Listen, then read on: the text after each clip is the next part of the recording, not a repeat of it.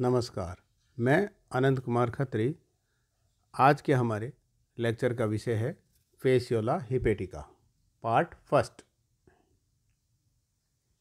सर्वप्रथम वर्गीकरण।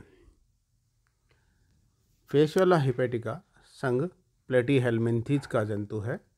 इसका वर्ग है ट्रिमेटोडा, गण डाइजीनिया, कुल फेसियोलियोडी, वंश फेसियोला, जाति हिपेटिका। फेसियोला हिपेटिका या भेड़ यकृत फ्लूक सबसे पहले लिवर फ्लूक जिसको बोल सकते हैं, सबसे पहला द्विपर्पोसी ट्रिमेटोड प्राणी था, डाइजेनेटिक। इसके जीवन वृत्त का पूर्ण विवरण 1883 में थॉमस द्वारा किया गया था। फेसियोला हिपेटिका का वितरण विश्वव्यापी है, कॉस्मोपॉलिटियन, सभी जगह वर्ल्ड में पाया जाता है। भेड़ों तथा पशुपालन के क्षेत्र ऐसे प्रमुख प्रदेश हैं जहां इसका मानव में भी संक्रमण पाया जाता है। यह जंतु परजीवी विज्ञान, पैरासाइटोलॉजी एवं रोग विज्ञान, पैथोलॉजी के दृष्टिकोण से महत्वपूर्ण है, क्योंकि इसके शरीर या इसके द्वारा फेसियोलिएसिस नामक रोग उत्पन्न होता है, जिसमें भेड़ के यकृत तथा पित्त वाहिनियों की बड़ी क्षति होती है, डैमेज होती है भेड़ के यकृत में और उसकी बाइल डक्ट्स के अंदर। स्वभाव एवं आवास। फेसियोला हिपेटिका, इसका मतलब फेसियोला का मतलब स्मॉल बैंडेज, छोटी पट्टी, और हिपर का मतलब लिवर या हिपेटिक का मतलब लिवर।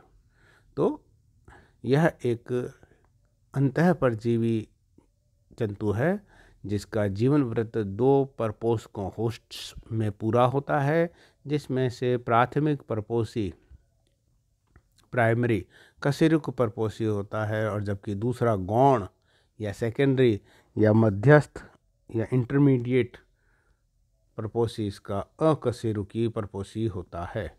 वयस्क फेसियोला हिपेटिका अपने प्राथमिक परपोषी प्राइमरी होस्ट भेड़ के यकृत एवं पित्त वाहिनियों में पाया जाता है, जो इसका प्राथमिक परपोषी है।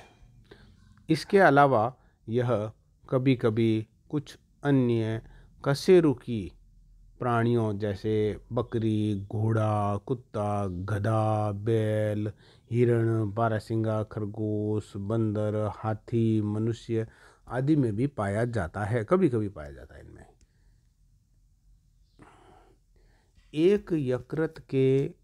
एक भेड़ के यकृत में अधिक से अधिक लगभग 200 लिवर फ्लूक्स हो सकते हैं, जिनके परिणाम स्वरूप यकृत अपना कार्य करना बंद कर देता है। भेड़ का यकृत सामान्य कार्य करना बंद कर देता है। इस प्रभाव को यकृत विगलन, लिवर रोट कहा जाता है।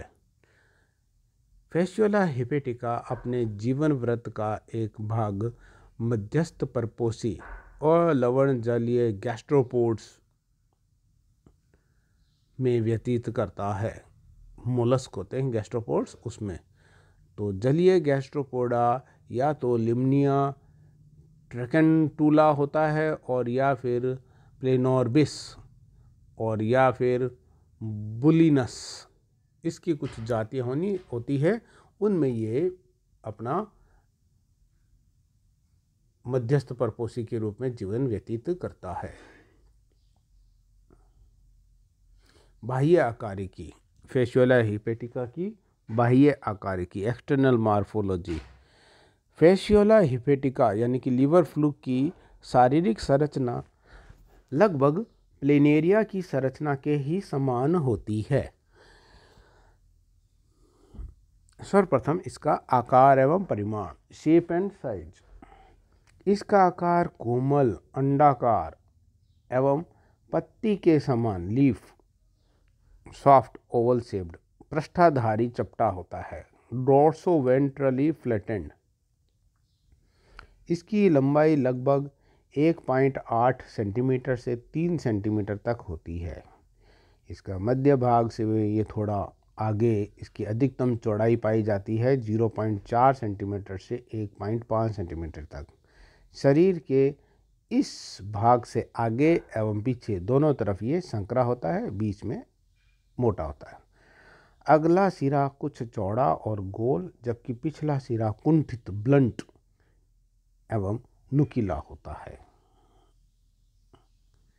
रंग, इसका शरीर का रंग प्राय गुलाबी होता है, परंतु शरीर बत्ती की पारदर्शकता के कारण इसके किनारों पर काली या भूरी पित्तक ग्रंथियां, विटेलाइन ग्लैंड्स दिखाई देती है और आहार नाल परपोसी के अंतर्गहित पित्त के कारण भूरे रंग की दिखाई देती है। इसकी जो आहार नाल होती है उसमें बाइल पिया हुआ होता है, इसलिए उसके अंदर भोजन के रूप में, तो उसके कारण ये भूरे रंग की दिखाई देती है इसकी एलिमेंट्री कैनाल।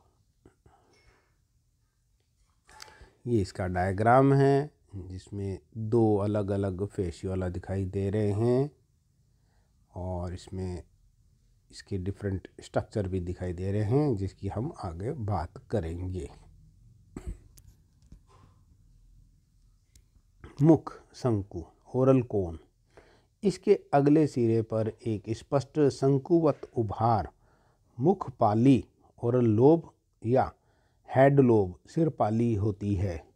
जिसके अग्र सिरे पर एक त्रिभुजाकार छिद्र मुख होता है। माउथ जो है ट्रायंगुलर शेप्ड का होता है।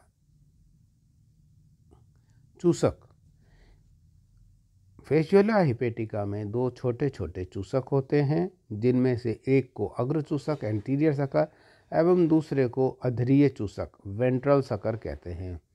इन चूसकों में हुकों एवं कंटकों, spines and hooks are absent, का अभाव होता है।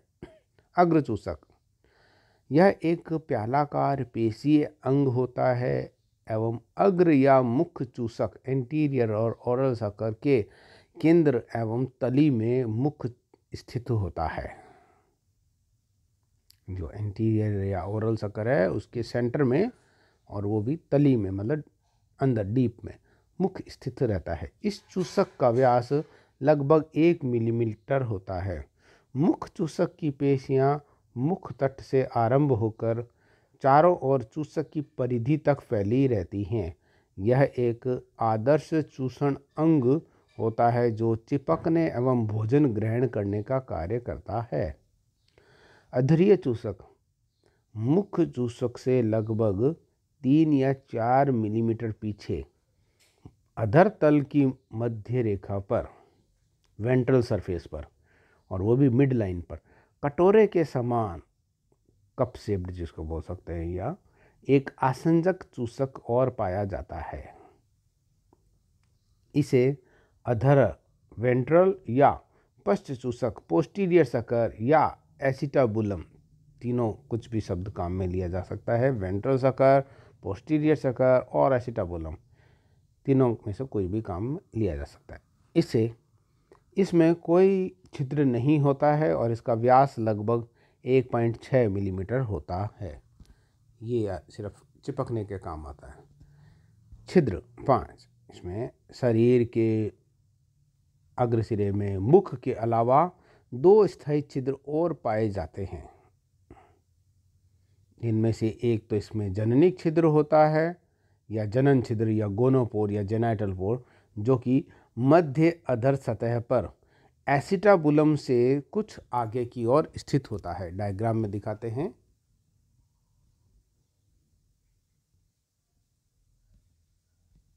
ये देखिएगा, इसमें गोनोपोर साफ दिखाई दे रहा है, एसिटाबुलम के थोड़ा सा आगे की ओर। तो एसिटाबुलम से आगे की ओर एक छिद्र होता है जिसे गोनोपोर या जेनाइटल पोर कहते हैं, जो कि मध्य अधर सतह पर एसिटाबुलम से कुछ आगे। दूसरा उत्सर्जित छिद्र एक्सक्रीटरी पोर होता है, जो पिछले सिरे पर कुछ अधर सतह की ओर स्थित रहता है। निचला जो सिरा होता है इसका जो नुकीला सा ब्लंट सा होता है वहाँ पर अधर सतह की ओर स्थित होता है। जनन काल में शरीर की ऊपरी सतह पर मध्य से कुछ आगे की ओर एक और अस्थायी छिद्र प्रकट हो जाता है, जिसे लोरर की नाल का छिद्र या ओपनिंग ऑफ लोरर कैनाल कहते हैं। गुदा छिद्र के अभाव में इसकी आहार नाल अपूर्ण होती है। एनएस की एब्सेंस में इसकी आहार नाल अपूर्ण होती है। शल्क, यकृत फ्लुक या लिवर फ्लुक का संपूर्ण शरीर अध्यावरण या क्यूटिकल, टेग्यूमेंट या क्यूटिकल से ढका रहता है, क्योंकि ये इंटरनल पैरासाइट्स है ना, इसीलिए एंडोपैरासाइट, जिससे शरीर के पीछे की ओर दिष्ट असंख्य छोटी छोटी कंटिकाएं या सल्क निकले रहते हैं। क्यूटिकल के ऊपर की ओर छोटी छोटी, पीछे की ओर डायरेक्टेड, जिसको बोल सकते हैं कंटिकाएं, सिन्यूल्स या सल्क स्केल्स निकले रहते हैं। ये सल्क इसके शरीर को परपोषी की पित्तवाहिनी में चिपाए रखने, वहाँ पे चिपका रहता है, और शरीर की रक्षा करने और चलने में सहायक होते हैं, मूवमेंट में भी और प्रोटेक्शन में भी सहायक होते हैं। धन्यवाद।